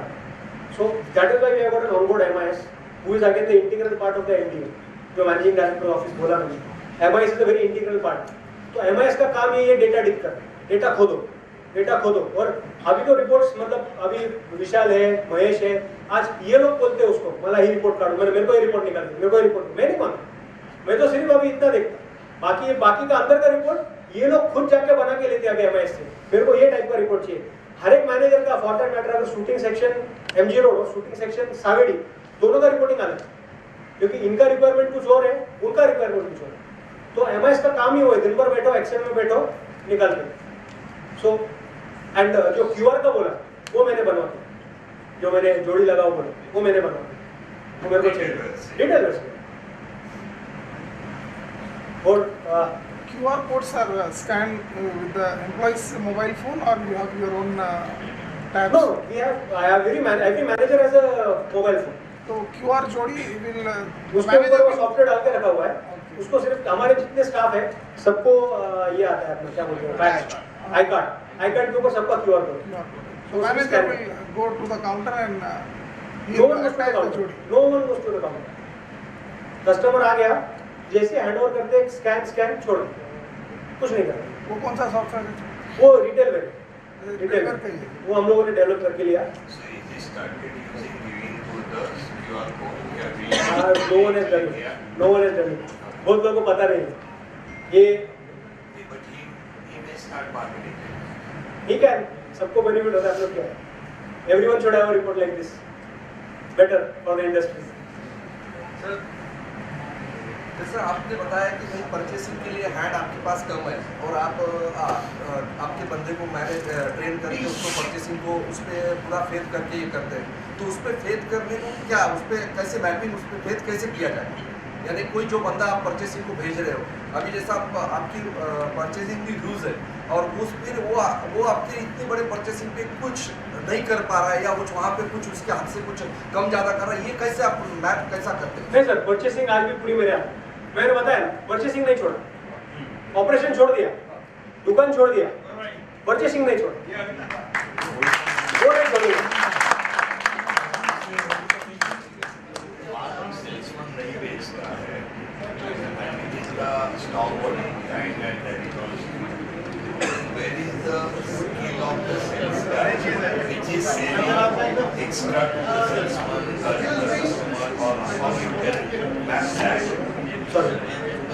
सेल्समैन एक्स्ट्रा कैसे दे? सर, दिनेश का I'll answer this in a very different way. Skill doesn't sell, will sells. Even if you don't have skill, you have the will to sell, you will sell anything. So skill is immaterial. Skill is absolutely immaterial. If you practice something regularly, if I want to run a marathon, मैं अगर उठ के सुबह बोलूँ मेरे को 20 kilometre का marathon भागना है, मैं नहीं भाग सकता. मेरे को रोज उठ के 5-5 किलोमीटर भागना पड़ेगा. So skill is never God given. Skill comes only after practicing. If Virat Kohli wants to play a shot, he will go to the nets, play that shot 100 times, and then match में shot निकलेगा. So there is nothing like skill. It is will. If I have the will to fight, मैं कैसे भी fight करूँगा. अभी मैं उदाहरण देता हूँ, जो हमारा 25% का सेल हुआ, उसमें मेरे हेल्पर्स ने मेरे अच्छे सेल्स में ज़्यादा बेचा. Where is the skill? was a different thing because Still, sir. customer comes with that mindset and they don't buy that easily. Yes, still. And people could sell it. Still, I don't believe in skill. I don't believe in skill. ये I believe in skill. Sure skill की कोई जरूरत नहीं मतलब आपके कहने में Skill is required. Skill you cannot discount skill. But skill के साथ will है तो चलेगा. But will के साथ skill नहीं है तो भी चलेगा. ओके मेरे को बेचने की इच्छा होनी चाहिए तो मैं बेचूंगा ना. अगर मेरे में दुनिया भर का अच्छा स्किल है वो नहीं वर्कआउट वो नहीं workout. Will is more important than skill. That is what I mind. Everyone has a different opinion. Will incentivize होते हैं जब आता है. विल कब आती है कि उसको भी कुछ ना इंसेंटिव कुछ चाहिए सर वो As we worked it out to some, because finally the staff is working for monetary. ये भी तो है ही है. 100%. So everybody is sitting here must be giving some monetary extra benefit to the staff, and that is why on that line you have not shown anything. You are repeating. There's Dinesh something Kaka, additional what we have done. I am going to do something very drastically different in the coming 6 weeks. So I will. अरे क्या है हर साल हर एक का ये जब ये यहाँ बैठे हैं ना हर एक का एक प्रॉब्लम ये है तुम्हारा सेल ग्रोथ हो टॉप लाइन बॉटम लाइन तो नहीं है हर साल गए तो आपको 8-10% salary is going to increase whether he is productive और नॉट प्रोडक्टिव लेकिन वो आपको देना ही है because that become a thumb rule आपका जीडीपी जो आज 6-7% बढ़ता है उसकी घर की कॉस्ट है उसको जो है how we have to do it in our by incentivize कि खाली सैलरी से उसका वो प्रोडक्टिविटी आने वाला नहीं है how we can incentivize where our top line also will. So I will disclose this with you. चलो सबके साथ disclose करता हूँ. ये कुछ चीज It's में. a right question what I have. No, it is the right question. So I am going to do something which probably no one in the industry has done. I am going to stop giving salaries to my people. Same question answer given by my son कि हम लोग वो बंद करते हैं and we can keep on being 40 years into this I will never accept this easily. No one will accept it. No one will accept it. So that is why अगर अपना sales force 100 लोगों का है 2 लोगों से शुरुआत बहुत होगी 2 लोगों का देख के सब चलेंगे. So जब मैं बोला कि मैं सैलरी नहीं दूंगा स्टाफ उसका मीनिंग है मैं उनको फिक्स परसेंटेज दूँ. वो परसेंटेज का कॉस्टिंग भी हमने निकाला है बट अभी थोड़ा उस पर मेरा रिवर्किंग चालू है. अगर मैं कोई सेल्समैन को बोल दूँ मेरे को सैलरी नहीं मेरे को 4% of your sales is yours. अब जो टॉप सेल्समैन है आपके उनका अगर 4% आप निकाल लो तो आप बिलीव नहीं करोगे कितना पैसा घर पे लेके. अब इसमें होगा क्या इसका चैलेंज बोलता हूँ. जो वीक सेल्समैन जो वीक है उसको मालूम है मेरे को तो ऐसे बैठ के 15,000 रुपये मिल रहा है ये आ गया तो मैं तो 10 भी नहीं लेके जाऊँ तो वो क्या करेगा. मेहनत करेगा आउट रहेगा या फेल करेगा या आउट जाएगा सेल करेगा. Either we will move to the other job or yes to run. या So- working So then it is a better thing if he leaves ना. लेकिन उनको सिक्योरिटी भी चाहिए ना सर माइंडसेट है. 2 लोगों अगर 2 लोग महीने का 1 लाख और 1.5 लाख रुपए लेना चालू हो गए ना 2 लोग वो बाकी 20 लेके आओ. और सिंपल रीजन है एक्सपीरियंस है जी. सर आपका एक्सपीरियंस है ना that is I am doing. मतलब लाइव एक्सपीरियंस है. एक स्टाफ है मेरा वो 60,000 रुपया 65,000 रुपये इंसेंटिव लेता है बाकी के लेते हैं 4,000 5,000 लेकिन वो कितने सालों से ऐसे चल रहा है और 4,000 वाले को उससे कोई फर्क ही नहीं पड़ रहा जब निकलो ना दुकान के बाद तो दुकान में चाहिए ही नहीं वो. 80% आदमी निकल जाएगी. मेरे को एक बताइए आई आस्क यू जब आप नए सेल्समैन ढूंढते हो दुकान के लिए आप नंबर 1 ढूंढने के लिए बाहर निकलते हो या 4-5 नंबर का ले लेते हो. अभी कैसे अपना रिक्वायरमेंट डिपेंड्स करता है.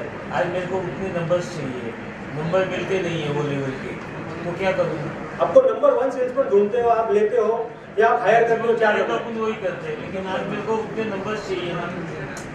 बराबर है ना बराबर है ना बराबर. अगर आप आपके इंडस्ट्री में बेंचमार्क डाल दें कि मेरे यहाँ पे तो 4% का भागीदार है कोई और दूसरे दुकान में काम करेगा तो आपकी जो 10 लोगों की टीम है वो पूरी नंबर 1 होगी.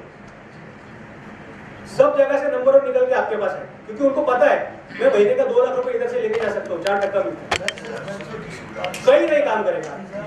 नहीं, लेकिन सपोर्टिंग उसको कैसे मिलेगी? सपोर्टिंग पर्सन तो चाहिए ना। कौन सपोर्टिंग? अरे जो सेल्समैन है, मैं सेल्समैन की बात कर रहा हूँ, मैं हेल्पर्स की बात नहीं कर रहा। हेल्पर तो चाहिए ना उसको। हेल्पर तो अलग है ना, हेल्पर तो सेल्स में आना थोड़ी है।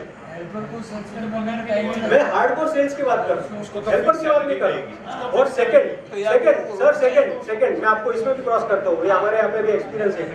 अभी मेरा ओल्ड नहीं sorry MG road store is 28,000 square feet, I have got 140 people working there, this is 50,000, I have 150 working there. तो फिर वो रेशियो में डबल सेल्स में नहीं हुए ना, नहीं हुए ना। यही लोग माल दिखाते हैं और यही लोग आवेरते हैं, क्योंकि इनको मालूम है मैं आवरूंगा तो मैं बेचूंगा। So it is in the culture, it is वो आप जितना लग्जरी दोगे आदमी को उतनी लग्जरी लेगा, सिंपल है। So my aim is I have disclosed it now is to do this, धीरे धीरे करके सैलरी बढ़। गांव में जितने नंबर वन है मेरे पास, मेरे को नंबर 2, 3, 4 नहीं चाहिए, वर्किंग चालू वो है। भी एक अप्रोक्सीमेटली क्या ट्रैक पे आए हो, किसके? कितना परसेंट देना चाहिए इसका? सिंपल, स्टाफ सैलरी निकालो, इंसेंटिव निकालो, देखो टर्नओवर कितना है, वेरी सिंपल। सबके अलग अलग आएंगे। सबके अलग आएगा, किसका 4 आएगा, किसका 3 आएगा, किसका 2 आएगा, डिपेंड। तो मेरे को चाहिए नहीं ना 2, 3, 4, 5, सब एक नंबर मेरे को चाहिए। इमेजिन करो अगर पूरे पूना के एक नंबर आपके दुकान में आ गए, आपका सेल किधर और बाकी का सेल किधर। सो ये बहुत अलग चीज है। Not many people will dare to do it, but someone has to start, and I'm going to start. I don't care. जो होगा देखो। Yes. ये आपने 4% लगा दिया उसको या 5% भी लगा दे तो भी पोसाता है। एक्चुअली मैंने यूज किया है मेरे शॉप के अंदर। Great. लेकिन वो सेल्समैन क्या करता है सर, पहला ग्राहक आया ना तो दूसरा ग्राहक लगे बाजू में पकड़ता है, वो शाम तक ही बोलता है सेठ में ग्राहक ही करा, माल उठाएगा कौन? आपने लग्जरी दी है ना सर, वो लग्जरी दी है आपने, आप लग्जरी निकाल के देखो ना। मैंने किया है, मैंने बहुत गाली खाई, ये लोगों ने बहुत मेरे को, ये इधर ही खड़ा है देखो हंस रहा है, तकलीफ दिया ना, मेरे को भयानक तकलीफ दिया। क्या होता है सर, जब सीजन होता है ना तो दुकान में मेला लगा होता है, लगेगा एक बाजू के बाजू में दूसरा ग्राहक खड़ा होता है, लगेगा। बोलता है भैया मैं माल उठाऊंगा ना, खाली ग्राहक ही तो नहीं तो आपको हेल्पर्स तो रखनी है ना, बट वो रेशियो में रखने की जरूरत नहीं है सर। मैं वापस बोलता हूँ, लेस इज मोर।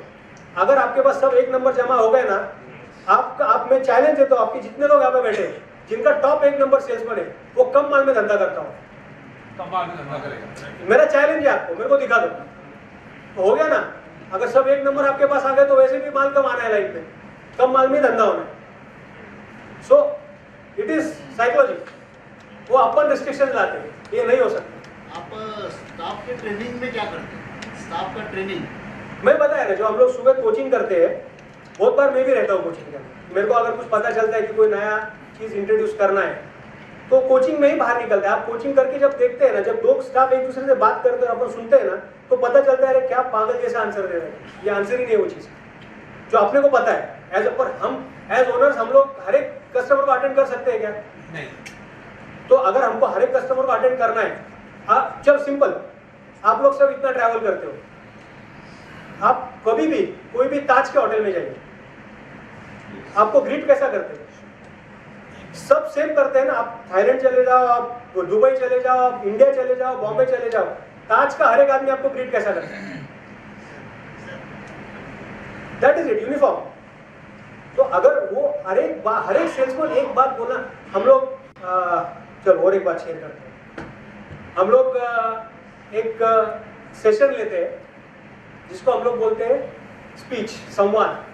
हम लोगों ने इनके लिए इजी करके दिया है संवाद, इनको स्पीच समझा नहीं। संवाद में क्या है, एक पैरामीटर है, और ये सबसे पहले हरीश काका ने हमको सिखाया था आज से 17 साल पहले, 17-18 साल पहले। अपने एक स्टाफ का कॉन्फ्रेंस हुआ था, इनसे अच्छा ट्रेनर कोई नहीं है बाय द वे, सब लोग बुला लो इनको। तो उन्होंने हमको एक चीज सिखाई थी हरीश काका ने तभी स्टाफ को, कि जब भी बाबा आए, दादा आए, उनको गुड मॉर्निंग सर या गुड इवनिंग सर बोले। आपको याद है हरीश काका का? वो पकड़ लिया उन लोगों ने, और हमेशा good morning sir, good morning sir, good morning sir. मेरे को नहीं अच्छा लगता वो, बट वो करते हैं, वो कल्चर होता है। अब हम लोग जो मैं बोल रहा हूँ संवाद, हम लोग उसको संवाद बोलते हैं क्योंकि इंग्लिश वर्ड मेरे स्टाफ को समझा नहीं। तो हम लोग से संवाद बोलते हैं। हर एक का प्रोटोकॉल है, जैसे ही कस्टमर आएगा नमस्कार सर, कैसे, चाय लेंगे पानी लेंगे, हम माल की बात बाद में करेंगे।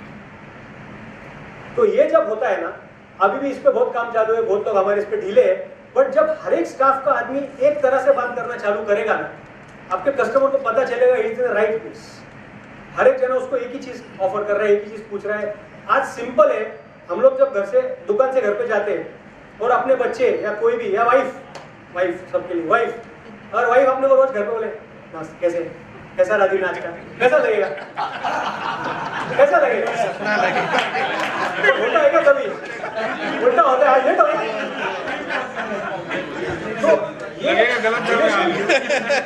रिलेशन। सो सी एवरीवन जो भी अपना कस्टमर है, ध्यान में रखिए, जो भी अपना कस्टमर है अपने दुकान में आने के लिए उसको अच्छा लगना चाहिए, उसको वांटेड की फीलिंग आनी चाहिए, वांटेड की फीलिंग आनी चाहिए। जब वो दुकान में आएगा तो उसको हर एक बंदा करेगा नमस्कार सर, कैसे, नमस्कार सर, ठीक है, आपने को मैं ठीक हूँ, दैट इज इट। जैसे किसी ने बोला था a smile costs nothing, if you give a smile you get back a smile।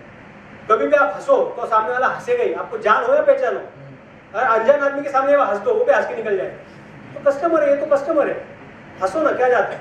जो प्रॉब्लम है, हर एक आदमी घर से कोई प्रॉब्लम लेके आता है, अब याद रखिए, किसी का झकझक रहता है, कुछ रहता है, ये अगर इज्जत मिलने लग गई, जिधर आदमी को इज्जत मिलती है उधर जाता है। दुकान में इज्जत दो, जितनी दे सकते दो, चाय दो, कॉफी दो, इज्जत दो, सब कैसे गप्पे मारो। सो ये संवाद, जो हम संवाद से बात कर रहे हैं, ये भी मैं शेयर कर दिया अल्टीमेटली, बट इस पे भी ट्रेनिंग जो होता है सुबह संवाद, हर एक आदमी ने पहले कस्टमर को ग्रीट करो। हरीश काका ने हमको चाय की आदत दिलाई थी, उस दिन से आज तक दुकान में चाय बनती है। और अभी तो हम लोगों ने और उसमें थोड़ा सा चेंज किया, हमको थोड़ा एक्सपेंसिव ज़्यादा हुआ, बट समर्स के अंदर हमने हर एक कस्टमर को नींबू शरबत दी, ठंडा, चाय से ज़्यादा कॉस्टिंग गया उसका, बाद में मालूम पड़ा, but it was worth it. तो बहुत लोग तो अभी बहुत कस्टमर्स है जो अभी नए स्टोर में आते हैं, क्योंकि बड़ा है स्टोर, एक्सपांस है, बैठते हैं, नींबू शरबत पीते हैं, किसी को बुलाते हैं, मीटिंग करते निकल के जाते हैं, ये भी होता है। So I am proud that he feels this is mine, this Kohinoor is mine, ये मेरा ऑफिस जैसा है, मैं इधर आके काम करके निकल सकता हूँ। सो ये है। सो ये जो आपने अभी क्वेश्चन पूछा, मीटिंग में क्या सुबह क्या करते, ट्रेनिंग में संवाद भी करते हैं, स्पीच के ऊपर काम है। और किसी को कुछ पूछना है? Sorry, thank you.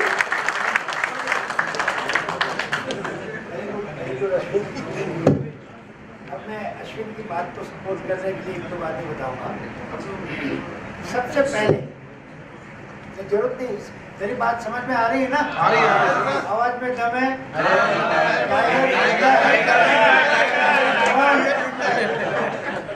देखिए, सारी बातें सबके दुकान के हिसाब से सिस्टम अलग अलग होगी, लेकिन जरूरी है सिस्टम।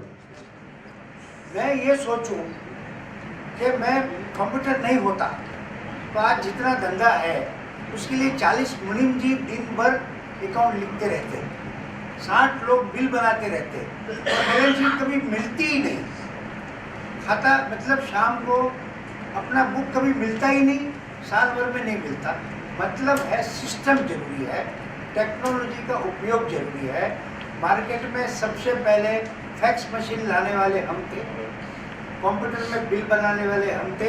लोग बोलते हैं पागल है, इनको तो शौक लगा हुआ है, लेकिन आज समझते हैं कि जो ग्रोथ है वो सिस्टम से है, वो सिस्टम के बगैर ग्रोथ नहीं है। तो आप लोग यहाँ जो भी बैठे हैं, सबके अपने अपने प्रॉब्लम्स है, सबके अपने अपने स्टाइल है, हर गांव की अलग अलग स्टाइल है, लेकिन है सब आपके हाथ में। सबसे इम्पोर्टेंट बात मैं एक और बताना चाहूँगा कि मैं कई बार बोलता हूँ कि भाई कस्टमर जब आपके पास आते हैं तो आप उसको कैसे ट्रीट करते हो, शुरुआत वो सबसे इम्पोर्टेंट है। आपके पास में फ्रिज होना चाहिए, आपके पास में सॉफ्ट ड्रिंक की बड़ी बड़ी बॉटल होनी चाहिए, चांदी की प्लेट, उसमें चांदी के ग्लासेस, डोर के अंदर ही 2 आदमी खड़े रहने चाहिए, 4 छोटी छोटी कटोरी में, एक में लिम्का है, एक में कोक है, एक में लेमन है, एक में पानी है, पहले पेश करो। पूरी दुकान आपको अच्छी लगने लगेगी, सारा माल अच्छा लगने लगेगा, क्योंकि आपने उसको रिस्पेक्ट दिया। और ऐसा नहीं है इम्पॉसिबल है, आपके यहाँ कितनी भी भीड़ होती होगी, 2 आदमी एंट्रेंस में खड़े कर ही सकते हैं। शाम को 200, 500, 1000 रुपये का खर्चा जितने फुटफॉल है उसके हिसाब से बढ़ेगा, लेकिन कस्टमर को जो मज़ा आएगा कि मेरी दुकान है यहाँ पे, मैं अभी तो कुछ लिया ही नहीं और मुझे वो इन्होंने शुरू कर दिया। ये बात मैं कई दुकानों में करा चुका हूँ और बहुत सक्सेसफुली करा चुका हूँ। दूसरी बात, बहुत छोटी सी बात है, मैंने कई बार बोली होगी, आज वापस बोलता हूँ कि गांव में एक बाबा जी आए थे। लोग बोलते बाबा जी जितने भी है जो भी बोलेंगे वो सच ही कहेंगे। तो 2 छोटे बच्चे शरारती बोले आज हम हाथ में पतंगिया, जिसको बटरफ्लाई बोलते, बटरफ्लाई लेके जाएंगे तो बाबा जी को बोलेंगे बाबा जी हमारे हाथ में बटरफ्लाई है, आप बताओ ये जिंदा है कि मुर्दा है। बाबा जी बोलेंगे जिंदा है तो हम उसको कुचल देंगे, बाबा जी बोले मर गया है तो हम उसको फुल उड़ा देंगे। गए बाबा जी हमारे हाथ में बटरफ्लाई है, बताइए जिंदा है कि मुर्दा।